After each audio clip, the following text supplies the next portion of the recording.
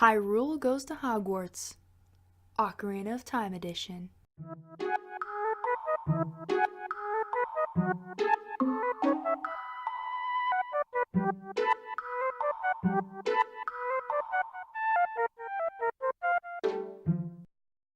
One of my favorite video games and some of my favorite books, Zelda and Harry Potter. So this video is only one in a series of videos where I'm going to take characters from certain Legend of Zelda games and sort them as I think they would fit into specific Hogwarts houses and Ilvermorny houses. For anyone that doesn't know what the Ilvermorny house is, that's the wizarding school in North America. Now obviously this is extremely opinionated. This is how I view the characters and what I think they probably value most and where they'd go from there. Before I get into sorting the characters from Ocarina of Time, I would just like to take a moment to explain the houses of both Hogwarts and Ilvermorny and what they value so that you're aware of why I sort someone into a certain house. And I'm also going to talk about what their sorting ceremony is. Hogwarts has 4 houses: Gryffindor, Slytherin, Ravenclaw, and Hufflepuff. Gryffindor values bravery, nerve, and chivalry. Slytherin favors resourcefulness, cunning, and ambition. Ravenclaw values learning, intelligence, and wit. And Hufflepuff values loyalty, patience, and hard work. The ceremony for Hogwarts is as follows. Each student will come up to a stool and have a sorting hat placed on their head. And the hat kind of reads their mind and deciphers what they value and where they would best find growth. If he notices the certain 11-year-old has an aptitude for patience and they're very hardworking, they're a very loyal person, they value loyalty, they're going to sort them into Hufflepuff, so on and so forth. There is something called a hat stall. When the sorting hat stalls itself for a long period of time, that means it's having trouble deciding where a certain student should be placed.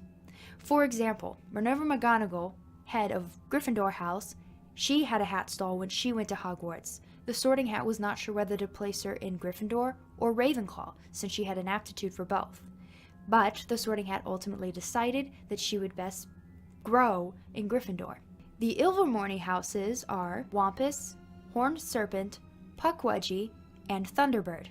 Despite what people think, these houses are not the North American parallel to the Hogwarts houses. They have their own values and their own ceremony. You will see similarities, but they're not exactly one-to-one comparison. People that are sorted into the Wampus house are meant to represent the body. They are warriors. Horned Serpent has to do with the mind, scholars. Puckwudgie deals with the heart, healers. And Thunderbird is the soul, the adventurers. Now, how does the Ilvermorny ceremony work? Well, unlike Hogwarts, they do not have a hat. Instead, a student walks to the center between these 4 statues, and these 4 statues are the respective animals for each house. What will happen is the student will stand in the center, and a statue, if they want that person, that student in their house, they will turn to that wizard or witch. Similar to a hat stall, more than one statue can turn to a student. In very rare cases, I believe it's once every 10 years, all 4 will turn. In the case of a witch or wizard getting more than one statue turning towards them, they get to choose. I would like to offer this disclaimer.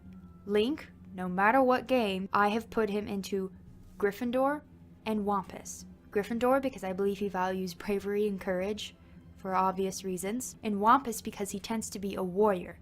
The other disclaimer is Ganondorf if he appears in the game that I'm deciphering. Ganondorf is Slytherin and Horned Serpent.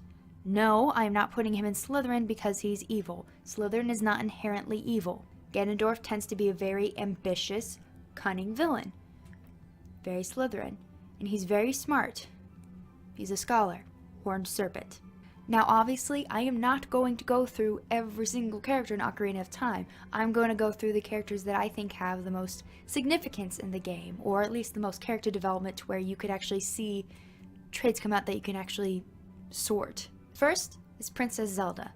In Ocarina of Time, I sort Zelda into Slytherin and Wampus. Slytherin because she's very cunning and ambitious, which kind of leads her in to Wampus for Ilvermorny. If you look back in her childhood, she was very ambitious with coming up with all these plans with Link on her own. Now, it could just be a child's mind, but she was almost at the age to where she would have been sorted. She was probably about 10 or 11. As for Wampus, that has to do with her alter ego as Sheik. Spoiler alert for a 20-year-old game. She's very much a warrior, very strong body. She could have easily fit into some of the other Ilvermorny houses, but I think that's the one that would have turned for her because of her Sheik, who she would become.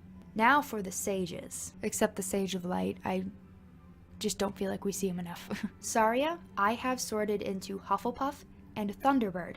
I believe her to be a very loyal and hardworking girl, but mainly loyalty. I believe that's something she values the most, thus Hufflepuff. Thunderbird because she seems to be a very soulful creature, very adventurous. Darunia, I have sorted into Wampus and Gryffindor. Gryffindor because he definitely seems to value bravery, and Wampus because he's very much a warrior. Ruto, I have her sorted into Gryffindor and Horned Serpent. Gryffindor because she seems to be a very brave, almost ambitious, but mainly brave young woman. Zora. And Horned Serpent because she's very much of the mind. Of the four, I had trouble sorting her for Ilvermorny, but in the end I believe the mind, the scholar, is the one that fits her best. Impa. Now, Impa, in my opinion, had a hat stall. I believe that hat stall was between Gryffindor for her bravery and Hufflepuff for her loyalty. Ultimately, I think she was sorted into Hufflepuff because of her loyalty to the royal family as the Sheikah tribe should. Ilvermorny, Wampus, definitely, warrior. Nabooru, surprisingly, I ended up putting her in Gryffindor and Wampus. She's a very brave young woman, and I think that's probably her ultimate value out of all the values for the houses. And Wampus because, very much a warrior. There's no denying that. Another character I wanted to sort was Malon, or Malon if you prefer. Malon, I think, has just enough character development to be sorted into a house. I put her in Ravenclaw and Puckwudgie. I don't know why, I just feel like she values intelligence and learning and growth. And I see her as becoming some sort of healer and being a very heartfelt woman, thus Puckwudgie. Lastly is good old Navi. So where do I have Navi? Hufflepuff and Horned Serpent. Hufflepuff because she's very loyal, because she kind of has to be, to Link. Horned Serpent because she's very much a smart little fairy. Of course, because she's always telling you what to do and warning you of everything. Now, if she was one of the pink fairies, then I would have put her in Puckwudgie for healing, but Navi doesn't do any of the healing, so she doesn't really fit into Puckwudgie. And those are all the characters that I wanted to sort from Ocarina of Time. What do you think? Do you have very different opinions for me? Were some of them the same? Please tell me down below. I would love to hear your thoughts. Also, what houses are you in?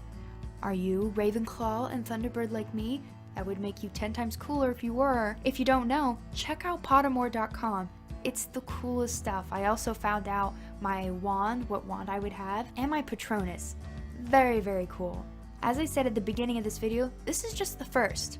I'm going to be doing some other Legend of Zelda games, or maybe just other games. But in addition, tell me which games you would like me to try. If you enjoyed this video, I highly recommend that you subscribe, like, and comment, especially the subscribe part so you can see more videos like this. But that's all for today. Thank you for watching.